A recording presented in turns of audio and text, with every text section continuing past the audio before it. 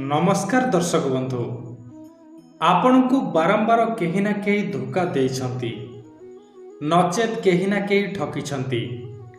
सेतिपई आपण ए वीडियोटी को देखिबा को आसीछंती आउ समस्यार समाधान करने को मध्य चाहछंती। हाँ दर्शक बंधु, जदि ए बाणीटी को शेष पर्यंत शुणिबे तेबे निश्चय अमूल्य कथाटी को शिखिबे। सेतिपई दयाकरी भिडियोटी को एकांतरे बसी शेष पर्यंत देखंतु आउ मोर ए कथाटी को मानिबा को चेष्टा करंतु। जेतबळे आपणको निज लोक बा निज रिलेटिव बारंबार धोखा देउछि, एहार अर्थ से व्यक्तिटी आपणको दुर्बलता भल भावरे जानिछि। सेतिपई से बारंबार धोखा देई चलिछि। से आपणको पादर धूଳି बोली भाबुछि, किंतु आपण ताकू अधिक गुरुत्व देउछंती कारण से आपणकर निज लोक। एमितिरे आपण कष्ट पाई चलिछंती आउ से व्यक्तिटी आपणक असुविधार फायदा उठाउछि। तेणु दर्शक बंधु, एपरी परिस्थिति रे कोन करिवे? से व्यक्ति ठारू जेते संभव दूरे रहिबे।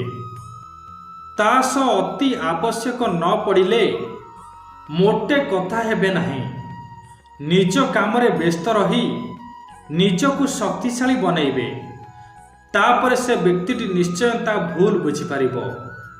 आउ जदि से भूल न बुझी पारे तेबे आपणकर किछि भी असुविधा हेबो नाही। आपण सेतबेलकु शक्तिशाली होई सारिथिबे। हाँ दर्शक बंधु, मो मनरु ए कथाटी कहूनी, भागवतर एही कथाटी को मु आपणक पाखरे परिप्रकाश करुछि। भागवतर एही कथाटी को थरे पालन करी देखंतु, निश्चय आपणक भाग्य बदली जीवो। जेपरि इच्छा नथिले भी औषध खाइबाकू पड़े, सेहीपरि भागवतर कथाटी को मानिबाकू पड़िबो। नहले एमिति दुष्ट लोक माने आपणकू शांति रे बंचिबाकू देबे नाही।